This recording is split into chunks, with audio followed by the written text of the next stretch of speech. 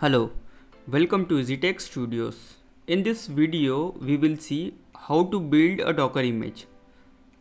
So in the current directory, you can see that I have my Docker file and my artifact. To build a Docker image, we will need a Docker file.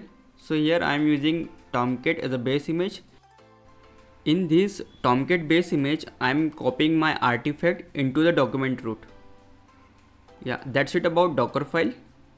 Now we start the building process. For that, command would be docker build -t.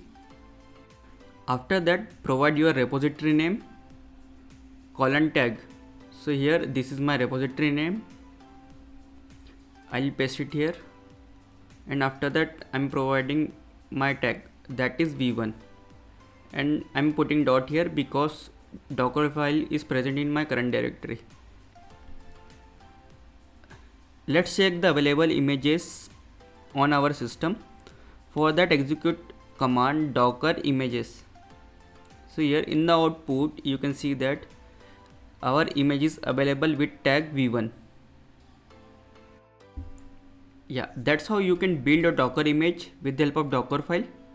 That's it from my side, and thanks for watching.